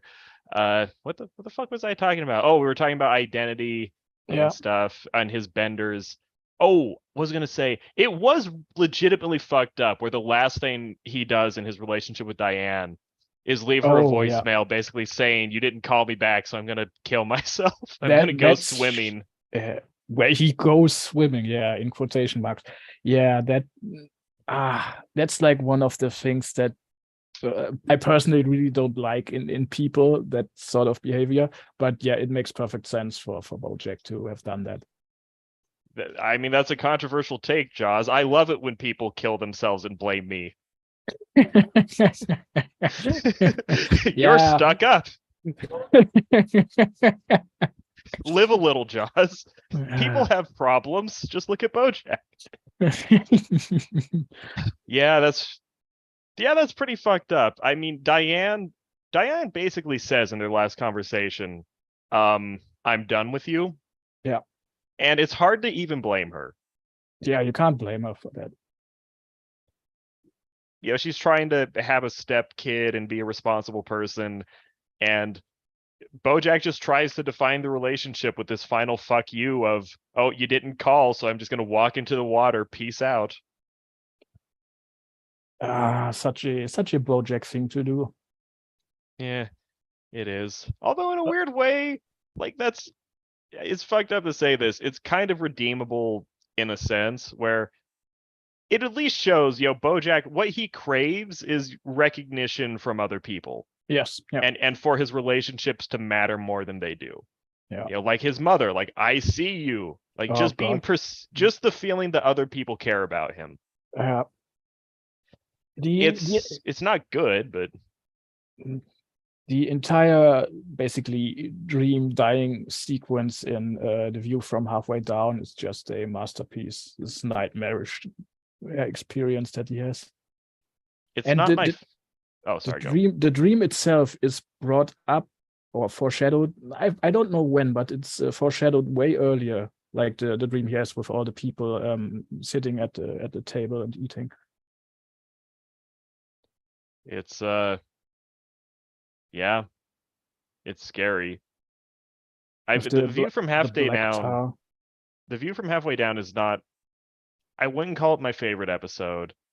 It does feel totally necessary to what the show is, though. It's not my favorite either, but it's pretty high up there. Like was this made up for the series itself, or is this a real poem? Like literally the poem he reads, The View from Halfway Down. I wonder if they made that up because it's a great fucking poem. I think it's taken made from somewhere. I mean, I would be very, very surprised if they were just flipping through a Yates compilation and happened to find him talking about jumping off a bridge. I don't know. I have not looked this up. I don't know that. When he yells like The View from Halfway Down, though, and he's screaming as the blackness takes him, that's kind of fucked up. It's very fucked up, very scary. I only recently found out that the Secretariat was a real horse, like in real life. You didn't know that? No, I had no fucking idea. I thought they made that up for the show. I think in real life, No, I'm thinking of the wrong thing. I was going to say he was a mare, but I think that was the other famous horse. No, I haven't. I don't know much about horse racing, but there was a movie about Secretariat, so I knew that he was a horse. I only found this out like 2-3 months ago, I think. Remember when BoJack would walk into a room and someone would say, "Hey, aren't you the horse from Horsing Around?" Oh yeah, I remember. It also reminds me, BoJack in a way kind of has the same sort of tick that Kazuma does in Konosuba with the Kazuma Des joke, but with BoJack is when he's calling someone and leaving messages, he always says, "This is BoJack, Horseman, obviously." And I don't know, I kind of realized it's kind of the same thing. That's cute. Yeah, the view from halfway down is fucked up. I mean, one, Sarah Lynn is there, and she's just being not mean, but she's being very open about the fact that BoJack horribly betrayed her and everyone in her life failed her and abandoned her through addiction and ruin. It's weird to see. It's weird to see characters there. Oh no! All right, my microwave almost beeped. I managed to avoid it. Okay. Yeah, you can't have that in a because it's not a podcast. I can't edit it out. Thupa says, "Aren't you that man from the JoJo video?" Yeah, it's perfect analogy. Thupa, I like to think that I am not the man from the JoJo video because I'm a different person now.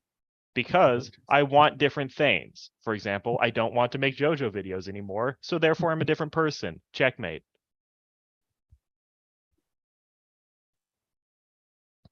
Well, he has no response to that. Not that he could type instantaneously, at least. Yeah, view from halfway down is rough. Secretariat is one of the scarier parts of it. And it's weird that that gives him closure on his father as well, because Secretariat is his father, Yeah, and also Secretariat. And Secretariat pulls him aside and gives him a little speech and pep talk about how it's all. I don't even really remember what he says. But Secretariat acts totally calm and happy about how he died and what his life was. Then when he's reading the poem, it's revealed, no, it was all bullshit. He died in pure terror where he realized he made the biggest mistake of his life by jumping.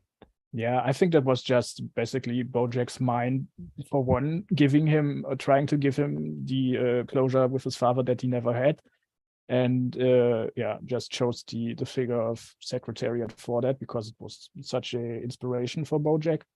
Yeah, Secretariat basically says he loved him, where the projection of his father says like, "Oh, I cared a lot. I was really afraid of you, knowing that I cared about you for some reason, but I did secretly care." And is that BoJack making shit up to feel better about himself? Or I'm pretty sure it is. I don't know. Because it wouldn't be crazy. BoJack secretly cared about his parents, at least for a while. And even at the funeral, he's saying, part of him still wants the relationship to be better. Yeah, I mean, that BoJack cares, we know, but did his father really care? We don't know. I don't know. I'm willing to believe that deep down, the father wished he had a better relationship with his family. He just wasn't able to act on it. Where I don't think he tried. I don't think he tried hard to have a good family life, but I kind of like Beatrice. I think deep down he at least understood it was a mistake. Man, Secretariat jumping, that also is true to life. Did you ever hear about the movie The Bridge? Which one? The one about the Golden Gate Bridge. No, okay. I only know about John book and movie called The Bridge, which is a World War II movie. It is not. The Golden Gate Bridge is by far the most popular destination for suicides in the world. Okay. Where I don't know if things are different now, but it used to be totally normal that every year several dozen people would jump off the bridge. It's just kind of a normal thing for locals to see, is just occasionally just someone just hops over the railing on Golden Gate and just jumps to their death. And they have had people jump off Golden Gate Bridge who actually lived and been interviewed afterwards. And universally, everyone who jumps says, the moment after I let go of the railing, I realized all my problems were fixable except the fact I just jumped. Ouch. Yep. Well, Which at least those people survived, I guess. yeah, it's something. And BoJack kind of did the same thing. Yeah. Where you know how suicidal behavior, like most people who say they're suicidal, it's really what they call parasuicidal. Where parasuicidal is where you engage in things that look suicidal, but you're not actually wanting to die. Your goal is to hurt yourself in a dramatic way that, you know, makes your life better. Yeah. Where people who just put a shotgun in their mouth and pull it, those people were actually suicidal. Yeah. But, you know, people who just grab random pills and take them. Actually, back in my security days, I actually had to deal with a girl who, you know, quote unquote, tried to commit suicide by taking a bottle of melatonin. Mm-hmm. Which, if you don't know, is maybe the safest chemical in the history of the earth. Okay. You would kill yourself faster by eating it until your stomach ruptured than by actually having the chemicals affect you. Okay, but in this case, this might have been more of a problem of understanding what the thing really does. But anyway, maybe, but I don't believe that she actually understood. Like, she was a college student. Like, she understands that multivitamins are not going to kill you. Okay. Okay, I mean, we're just going in a weird tangent now, but like BoJack kind of pulled the same bullshit, or went right to the edge of it, where he called someone, said, you know, if people love me, they'll stop me from committing suicide, and then he jumped in a pool. Yeah. And he does survive, but yeah, it worked. He almost died though. And everyone loved him afterwards. It worked. Mm. He's great. He's the smartest man. No. It didn't work like that. They still largely don't want really anything to do with him. I mean, that's also, I mean, this is season 6, basically, where everyone he knows tries to disengage from him because they finally managed to do this after all the shit they have been through with him.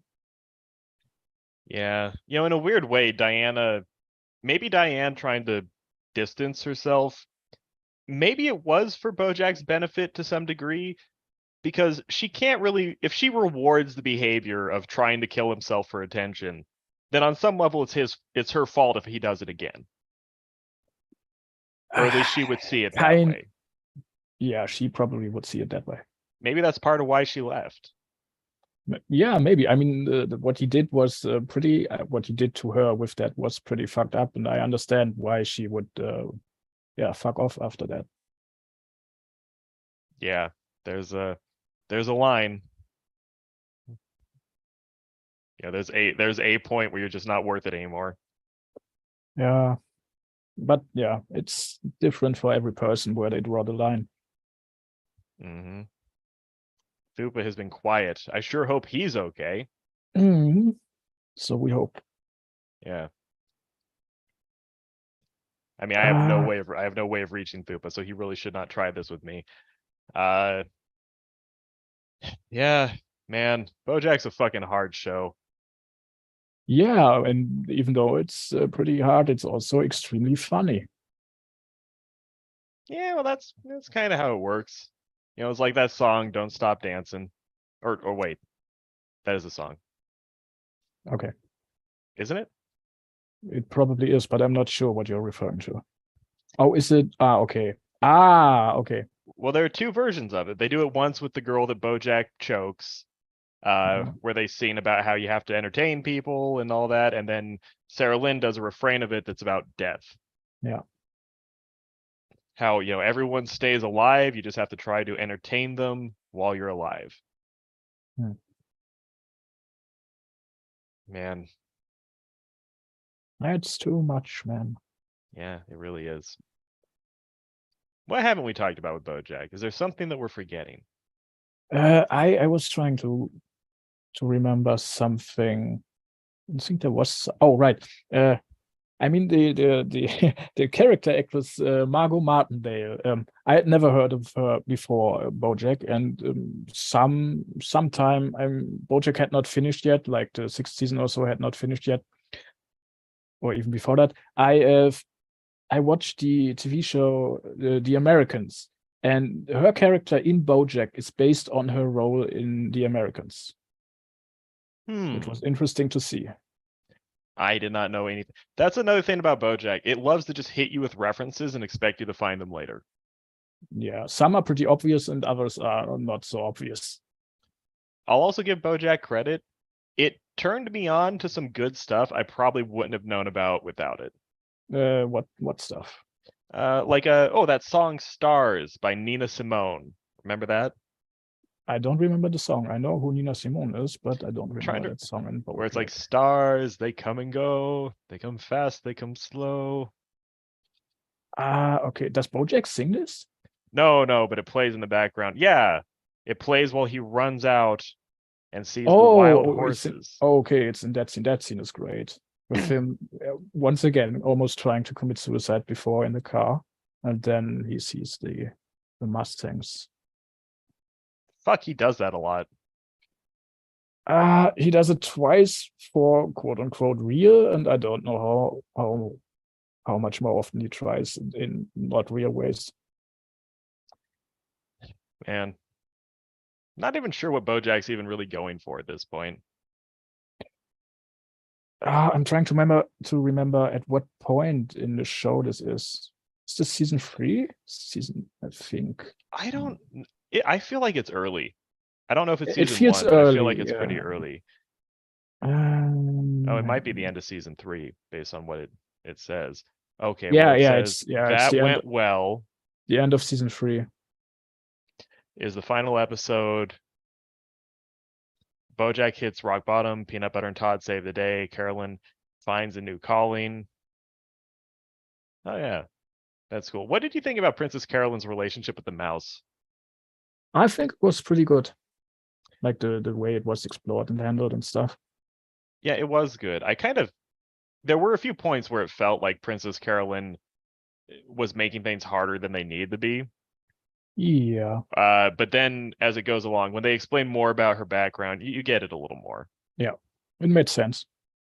Yeah. BoJack had a lot of good music, actually.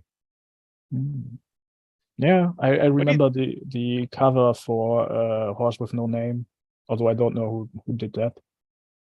What did you think about the literal final scene? The little final scene is where he talks with Diane and then goes back to prison or something like that. I don't think Diane went to prison. She went to Texas, which that's an easy mistake. No, that's not what I said. He talks with Diane and then he goes back to prison, if I remember right. Yes, he was only out for the day, and they basically acknowledge, yeah, this relationship was important to them, but it's probably not going to keep going. Yeah. I mean, it's a good scene. And also revealed that Diane had married the buffalo. Yeah, where she just kind of moves on. Yeah, like as one of the people who disconnected from BoJack. Yeah, I wonder what BoJack's gonna do going forwards, because it seems like Mr. Peanut Butter is always going to be there no matter what. Yeah, that's like the one guy who he can rely on. And to maybe Todd. Todd's a little more complicated, but they seem on good terms. They seemed on good terms, but still Todd has managed to disconnect himself from BoJack in a manner where he won't get dragged into the deep shit again. Yeah, and Princess Carolyn is there, but as a business associate, maybe. Yeah. No, it's like, what do you do with your life as BoJack? Because BoJack's probably going to be alive for another 20 or 30 years. Yeah. But what do you do? Yeah. Probably try to get back into acting, because it's the only thing he ever really did. Yeah. One of the hardest parts at the end is that Hollyhock is, kind of cutting him off as well. Yeah, and the way they did it, where we don't see what's in the letter, it's really great. The way they showed that. That one could go either way though. Where with Hollyhock, it seems like Hollyhock's youth is a big part of why they split.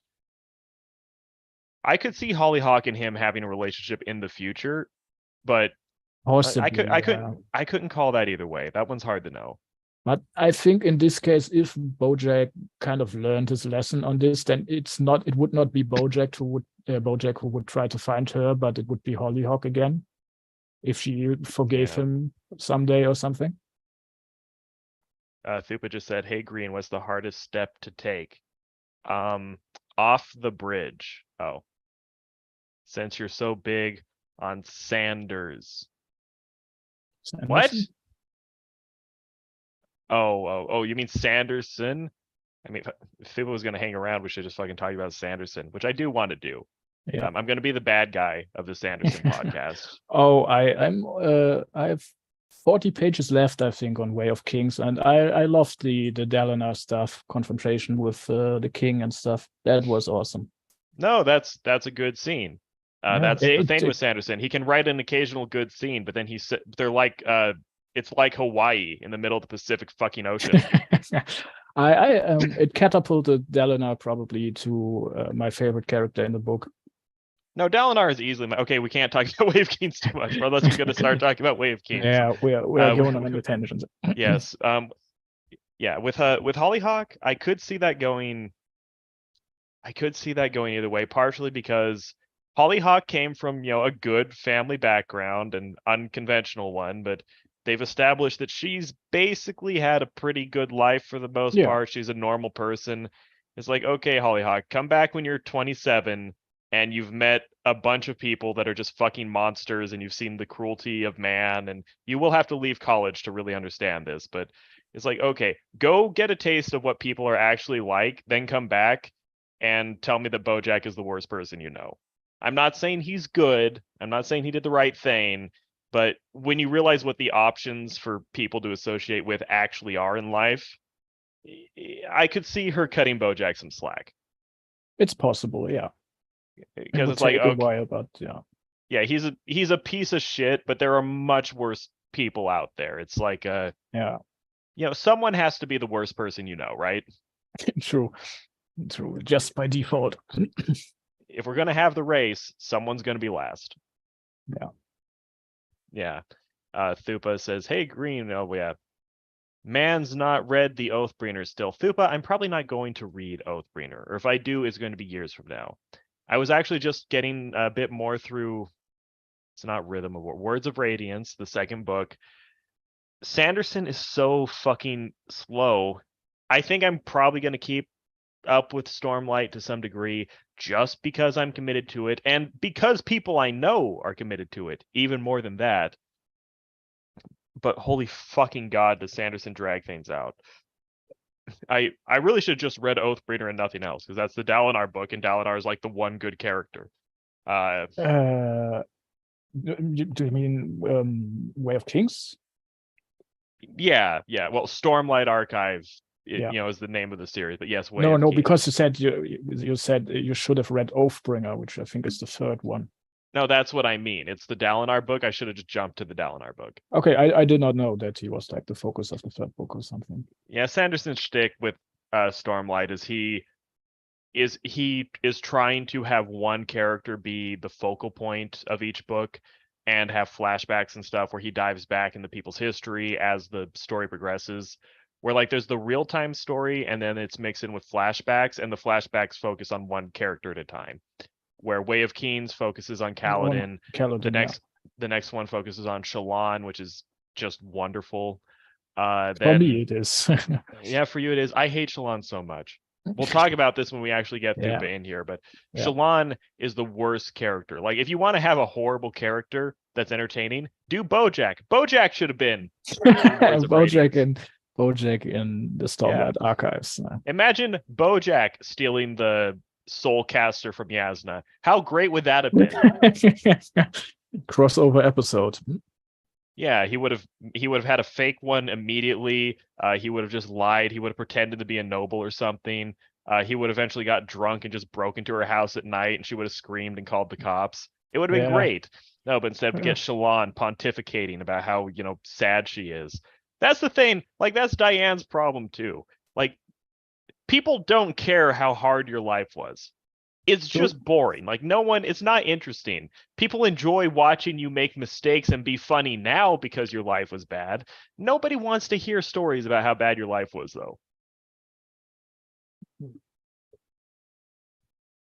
Like, imagine if BoJack Horseman was about BoJack as a kid. That would not be a good show.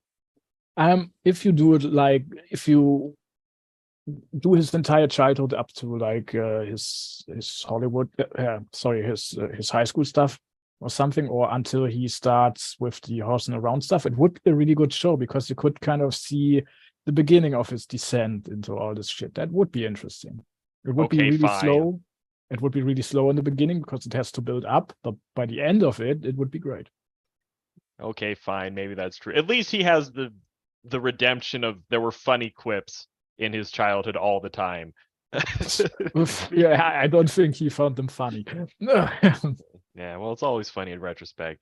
I mean, Uh, like, look at him and Diane. It's so why do these people feel like different people when they're so similar at the same time? It's like, what is the difference between them? Like, that's a what good puts them on question. different life trajectories? I guess Diane, for one, is a little bit less pursuing her desires, unlike BoJack, who just doesn't give a fuck. Hmm. Because they're both narcissists. I don't mean that in the cruel way, but in like the technical sense. Like, they're people that are They're like insecure. self-absorbed. Yeah, they're insecure and they're constantly trying to like tell the story of themselves to get through it. Diane actually has one of the best moments in the show where I love that part where she's struggling with the book. Yeah, I think she's struggling with the book. And she's doing her monologue internal narration thing. And Yeah. she goes, "Eventually you realize that the book you're writing in your head never will be a book, and then you just."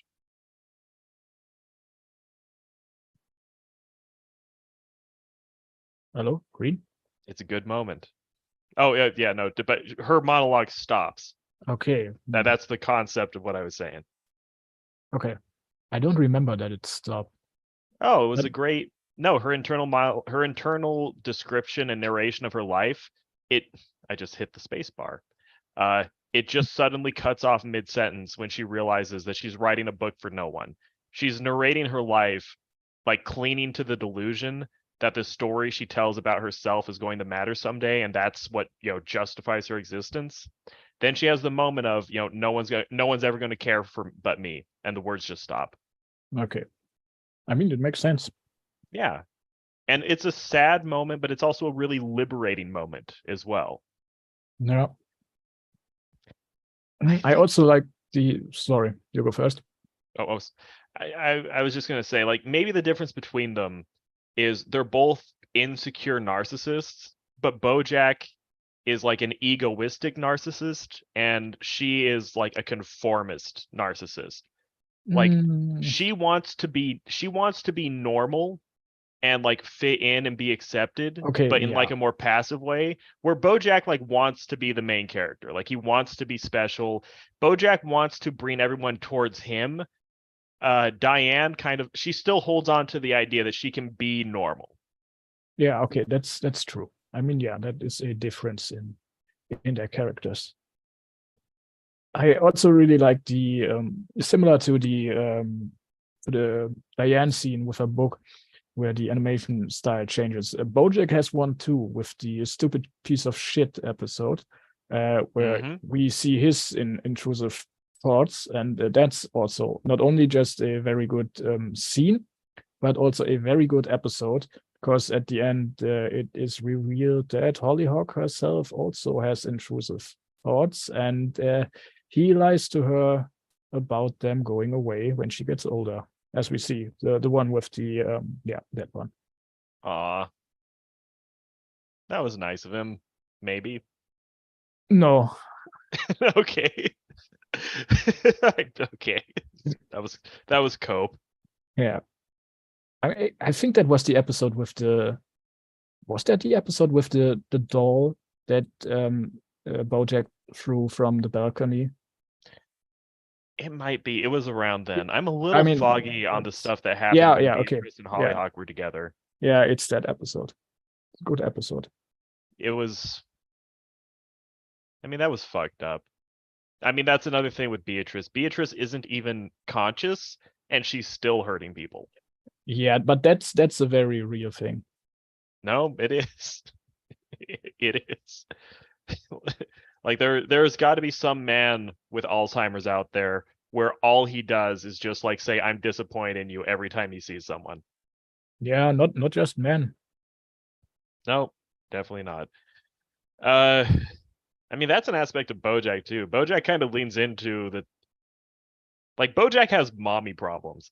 Like Yeah, he has issues with his dad as well, but they're not shy about going. It's like nope. It's like the mother issues really fucked him up more than anything else. yeah, that they are the bigger problem. Yeah.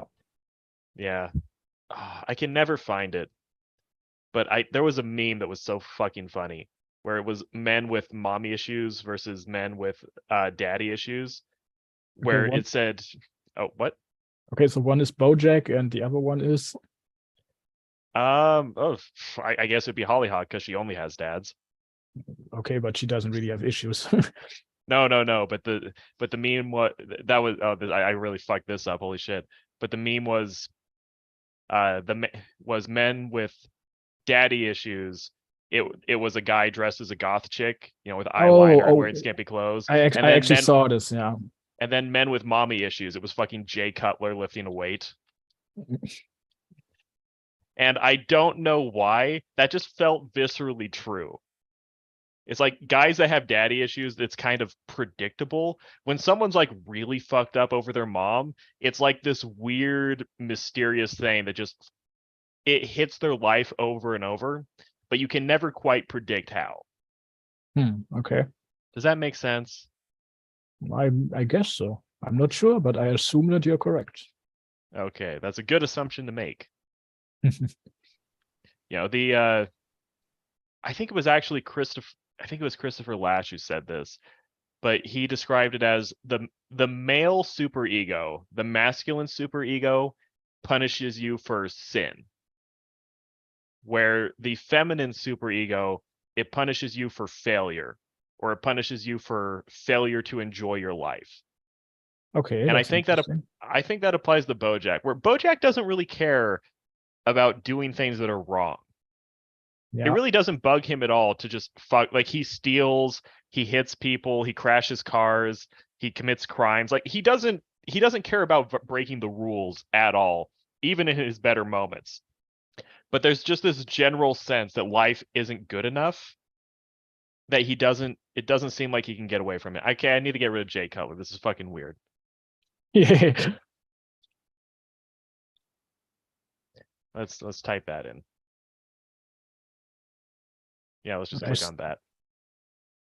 I somehow minimized the screen window and I have no idea how to get it back again. Oh. We'll figure it out. You can also look on YouTube because I can see that. Ah, man. Well, I don't even know what we're talking about now. Yeah, we're almost done, I guess. Yeah. I mean, what do you say about BoJack? It's a good show? Yes, Are we missing something? it's one of my favorite shows. I'm trying to think also if we have missed anything significant. Oh yeah, I need to call this out. The underwater episode Oh is yeah, not that good. it's okay, and in a similar way to the free churro episode, it works with a handicap. But I like the punchline of it. I really like that. It's a decent episode, but it's not one of my favorite. Yeah, people don't. Also, it's a really good bit that BoJack always defends Horseman around as a TV show, and everyone else doesn't want to tell him it sucked. I mean, there are some people who liked it. Yeah, that's the problem. The people liked it, but the artist did not. Oh, okay, that's not. Yeah, okay. Yeah. You know, he's making prol feed for the proletarians. He's not a Yeah, dignified fancy artist. Although when he tries to, he just eats shit and dies every time. yeah.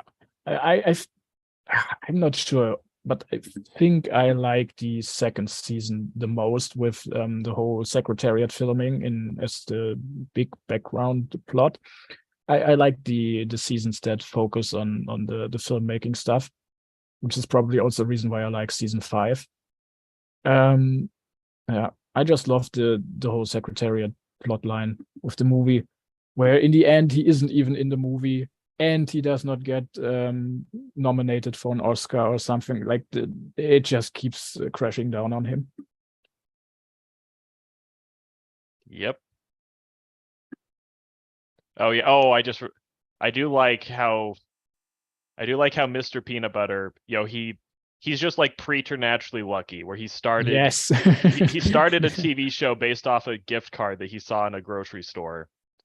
He And got the role for the Mr. Peanut Butter's house purely on accident and all this other stuff. Yeah, he just wandered on stage and they made him a superstar.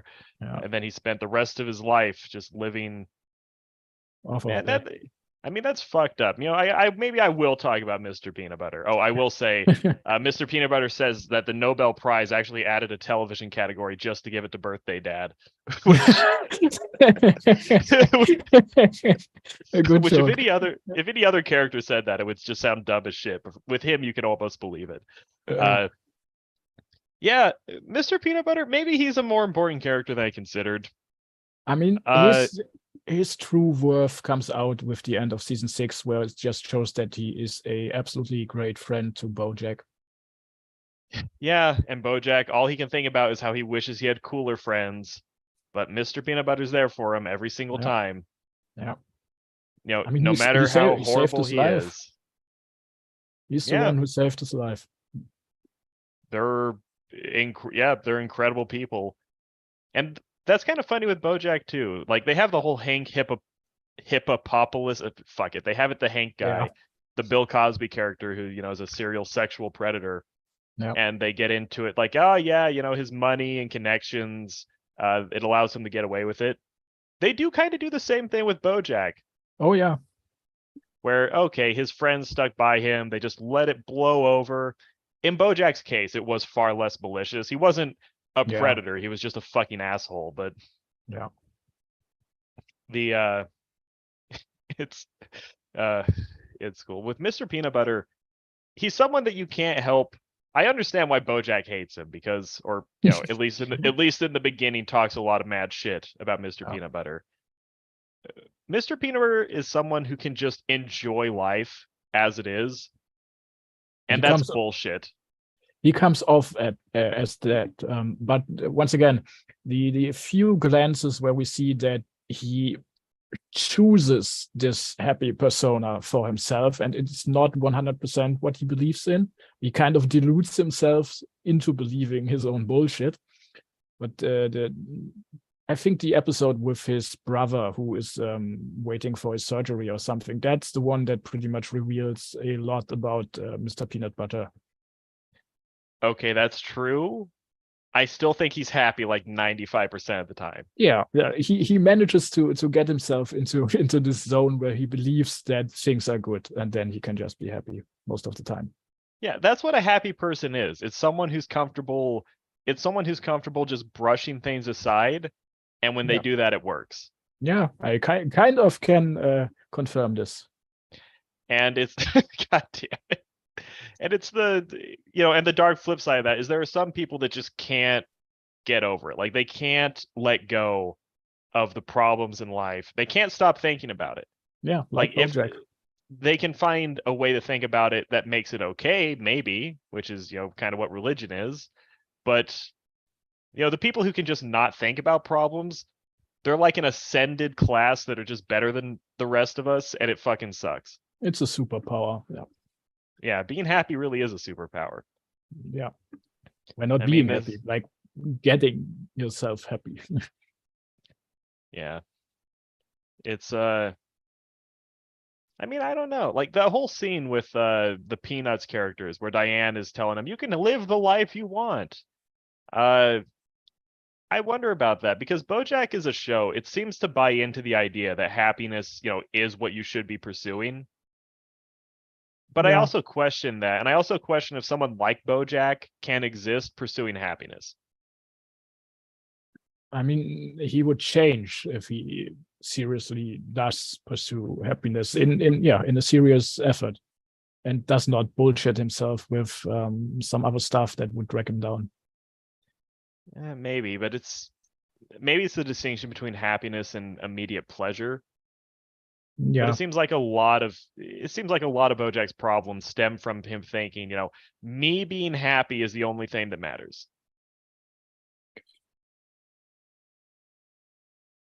Yeah. Yeah. I mean, the thought is not that wrong, I think, but it's his methods or his understanding of what he thinks of as happiness that fucks things up repeatedly. Yeah, I mean, maybe that's true. I question the logic of it entirely, though. I mean, I'm Okay. one of those people that just struggles with the idea that, happiness is what you're supposed to be going for. Maybe that's cope, but Maybe. maybe you're Maybe. very Yeah, I quick mean, with who that, maybe. knows? Who knows? It's always the thing is nobody fucking knows anything, so you might as well just do whatever the fuck you want. Yeah, I guess that's true. But I look at I don't know, I look at BoJack's life and it's like, is happiness on the table, like in general? Uh I think he can be okay. And I think Yeah, that kind of is BoJack's arc. It's the yeah, long struggle exactly. towards being okay. Like you're Yeah, not happy, you might even be unhappy, but moment to moment you're at least capable of existing in your room without freaking out. yeah, and without making things worse or fucking things up. Yeah, that's kind of where he gets at the end to that understanding. And I mean Diane kind of becomes happy. She just takes a bunch of drugs and gets a Uh, relationship and I'm not sure if he's happy or if he kind of has the same thing that BoJack does, where she understands, okay, this is how I have to live my life to feel okay. eh, that's probably true. I mean, I think BoJack and Diane both have that little thing in their heads that just Yeah, yeah, something's always wrong. Like even yeah, when things are good, there's always something lurking in the background. yeah. Oh fuck. Charlotte Uh, comes in with the clinch. You make me too sad. yeah. Honestly, I've heard that said before to myself. To me, not to myself. I've been told things like that like more than once. Yeah. Yeah. Probably one of the reasons why that episode hits so hard. Yeah. And I think in a way, BoJack's self-hatred is merited because he is a legitimately toxic person. He is, yeah. Like it's impossible you can have fun with BoJack, but you need to be very on top of him. Like you have to control the effect he has in your life. Like he will make your problems worse if you let him hang around too long. Yeah, if you don't pay attention to what he does or what he's about to do. Oh yeah, holy shit. The thing with him going to New Mexico, Arizona, the thing with him going to the Yeah. Southwest and hanging out with Charlotte, it was crazy how long they left that in the background. You mean like the whole thing that Charlotte is there and stuff, or what? Well, like him coming on to Charlotte's daughter and almost killing one of her friends with alcohol poisoning, like the whole Oh, you shenanigans mean he gets up to okay? down there. They did not do the payoff until way later. Yeah, it's crazy how early they established that and how long they let it go in the background. Because that happened in season 2, Yeah, and then the Sarah end. Lynn dies in season 3, and Then it comes it up back in season 5 and 6, or yeah, just well, it's 6. the climax basically where they slowly bring it up more and more over the course of the season. And the situation with Charlotte's family is what starts the scandal, and then learning about Sarah Lynn and him, Yeah, negligently not saving her or trying hard enough yeah, is like what really clinches it. Like they were really playing the long game there. yeah, which is cool because it kind of shows how things that are subjectively long in the past can still fuck you up in the present. Was well done. Yep, it was well done. Oh, and the Muffin episode, the Navy SEAL episode, was one of the worst episodes. I will give it credit Probably. though. The line was really funny where BoJack gives his little rant, and then the Keith Olbermann character says, "BoJack, did you just say the troops are jerks?" uh, I like the whale reporter guy and the bottom crawl that's always on the TV with the most insane shit written in it. Yeah, There's some good jokes in BoJack. yeah, there are. It's I mean, I don't have a list of them, but there are lots of good jokes in BoJack. I also like the reporter pair that or journalist pair that uncovers the whole Sarah Lynn story. I mean, the woman also has like some weird verbal tick, kind of like Princess Carolyn's tongue twisters, but I forgot what hers was. She talks like a Southern belle, like she talks like a Georgian aristocrat. Yeah, okay, yeah, something like that. Oh, and internet is telling me apparently they're based off a old character from TV. Okay, that's cool. Well, I am very close to I am very close to ending to being Yeah, out of things to talk about. me I too. feel like I could talk about BoJack for like a year, but apparently not. Eventually, you run out of things to say. Yeah, I'm just looking at my notes. Yep, we said it was good. Talked about That's the only note you have. It was Oh good. yeah. Oh damn it. That was my problem. Yeah, I only had one bullet point. I should have thought. BoJack's parents. Oh, I was gonna say it was interesting that BoJack actually was a nice kid. Yeah, like that makes it so much more tragic that he was such a nice child and then he got so fucked up. Yeah, every time you see BoJack as a little kid, he's just like being nice and trying to get people to get along, and he's just like hiding from people. And then when Yeah, you see BoJack even in his 20s, you know, when he's when he's doing we need to yeah, do yeah, that there we go. BoJack is a stand-up comedian, which yeah. holy shit. That's such a tragic backstory. That was when his life really went to hell. Yeah, I mean, I think the we basically can pinpoint the moment where he turns into BoJack with the flashback where he makes fun of that one girl during his, I guess, his first high school party or something, where he drinks alcohol for, I don't know, the third time or so in his entire life. And that's like the moment where he gets recognition for being funny, for making someone's life worse. And that's the point where he basically becomes BoJack, I guess. And he's not even that funny. He's not even really being clever. He's just being Yeah, mean. he's just an asshole. Yeah, he is. Oh, that was a line in one of the episodes. I'm not a horse, I'm an ass. When he oh, it was that special ending after he does the horrible TV show where he Oh, comes in and yells, "What's up, bitches?" yeah. Okay. Oh, God, that was a good fucking ending.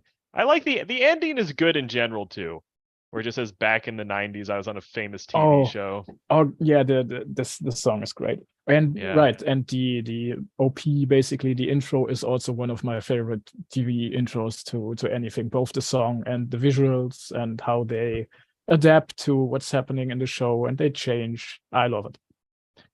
BoJack is weird because it lasted so long. Like when I hear the show, when I hear the song, like, you know, back in the 90s, I remember my shitty fucking apartment. It really wasn't a bad apartment, but I was in a shitty situation.